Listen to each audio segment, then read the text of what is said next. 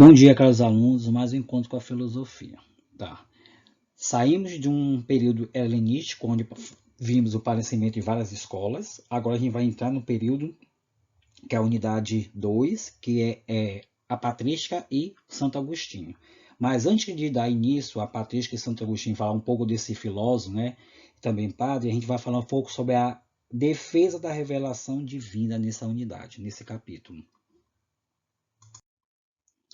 Então, como seria essa defesa da revelação divina, tá? Então, como eu falei para vocês, nesse capítulo vamos estudar a maneira como os religiosos, padres católicos, a partir do século I, defenderam não só a existência de Deus, mas também a mensagem de Cristo. Então, boa parte desses padres utilizou termos e conceitos filosóficos, né, para justificar racionalmente a sua fé. Que é isso que a gente vai ver aqui. Então, a partir do momento que a igreja começou a tomar o poder, né, e começou a centralizar seu poder na sociedade, é o que ela fez? Ela retirou aquelas filosofia grego-romana e apurou ela com uma filosofia cristã, que é isso que a gente vai ver nesse capítulo.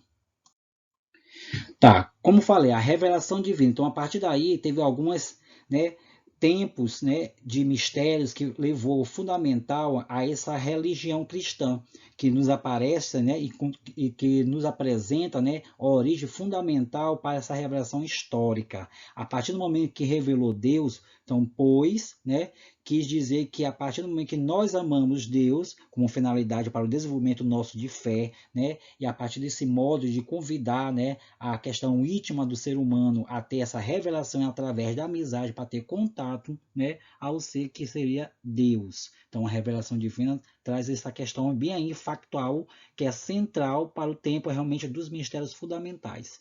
E nesse aparecimento dessa revelação divina, podemos entender que se mesmo Deus que se torna os homens capazes de lhe realmente responder, né, conhecer realmente e amarem, né, por muito tempo nos traz realmente serenidade e capacidade de prosperar. A revelação divina. A gente vai ver um pouco sobre como foi, né, o desenvolvimento dessa temática, desse desenvolvimento de Deus para poder que o homem pudesse se despertar. Então, a religiosidade e a filosofia, né? Podemos fazer algumas reflexões em termos sobre a existência de Deus, que é a alma, é a vida após a morte, e é inevitável esse contato, pois essas questões de finalidade se baseiam na necessidade humana de vínculo ao sagrado, ao respeitar que é necessário que tornamos essas formas religiosas, ou seja, de religiosidade, bem como um indivíduo, né, se traz como ateu, pois todos têm direito de compreender o mundo como queira. Então, a partir do momento que nós utilizamos a questão da palavra democracia, né, e vivemos dentro dela, então cada indivíduo ele busca de acordo com o seu objetivo de vida. Então, ao entender esse seu objetivo de vida. E a partir daí, a filosofia, quando surgiu direcionando realmente os mitos, e a partir do momento que ela começou a explicar esse mundo voltado ao desejo dos deuses, e tentou explicar também a realidade do ser humano com a natureza, segundo os argumentos racionais e leis e princípios, né, começou, porém, a filosofia não afastou por meio inteiro as ideias místicas e religiosas. Por outro lado, percebemos, por exemplo, que certas passagens de Pitágoras e Platão realmente afirmam isso, né, nas suas teses de estudo e pesquisa, que a filosofia, né, ela não tentou realmente afastar, ou seja, descreditar a questão mística, mas porém, nem a questão religiosa, porém ele queria o quê? Aumentar que o homem pudesse estar realmente apto a esses desenvolvimentos religiosos e questão também místicas que trazia, né, como solução para a natureza.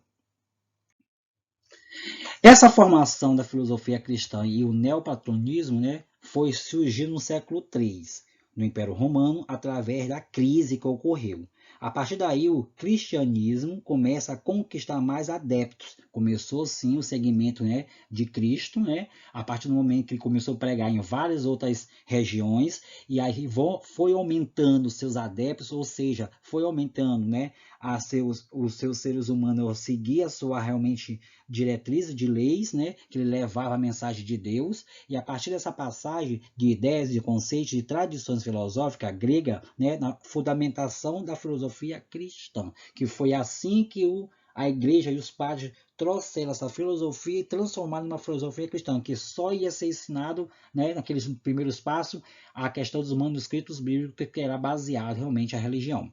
Nesse sentido, né, a partir daí surgiu alguns filósofos como Plotino, né, aproximadamente 203 até 269, nascido em Locpone, né, no Egito, que fundou o neoplatonismo, que ele apoiava essa questão filosófica platônica através de defendia esse filósofo, né, de uma filosofia que ia libertar o homem da sua vida terrena e ia ter uma conectividade divina com Deus. A partir do momento que ele colocou essa corrente, né, que é o neoplatonismo, que era considerada intermédio da filosofia grega a uma filosofia cristã que ia ter um contato diretamente com Deus, o ser humano.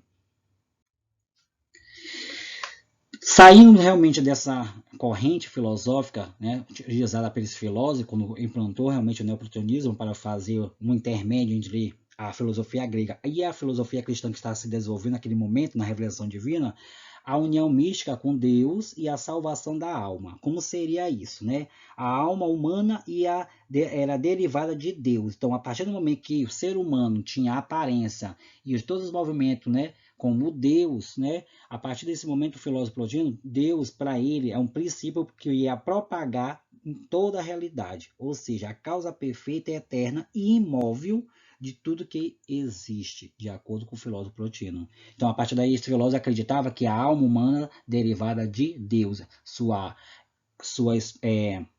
existência e sua realmente essência deriva desse ser maior que seria Deus, de acordo com o filósofo. E dentro dessa realidade de função filosófica, mostra também nessa unidade de alma humana a questão do indivíduo e Deus, que é o momento que nós, né, parecemos nossas imagens e semelhança a esse realmente, a Deus, que é o ser maior. Aí surgindo, né, o surgimento da patrística, né, e a filosofia cristã, né? De acordo com o cristianismo, Deus teria castigado os seres humanos após, né, Adão e Eva, né, a desobediência, né, e as suas recomendações. Após, né, que Adão pecou, aí diz que a sociedade caiu realmente nesse imenso, né, questão de realmente desprezo, né, de maldade na sociedade. A partir daí, a humanidade, né, começou a ter realmente um desespero. E nesse desespero, Deus mandou seu Messias, ou seja, seu filho, que é Jesus, para que pudesse salvar a sociedade naquele momento. A partir daquele momento, desse modo, materializou-se a carne, que era Jesus, e logo o divino. Então, a partir daí, o Messias, né, que é o Mestre, né, também conhecido como Jesus Cristo, Filho de Deus, estava conduzindo a palavra de Deus na Terra para poder realmente salvar a sociedade humana. E essa defesa da fé cristã, né, é feita pelos padres na igreja, por meio de argumentos racionais, né, utilizando a filosofia cristã, que eles transformaram aquela filosofia grega, né, com o intermédio daquela corrente do filósofo Plotino, né, que ele falou que a corrente neoplatonismo é uma corrente que ia ter um intermédio entre a filosofia grega para a filosofia cristã. Então, o homem ia ter um contato diretamente com Deus.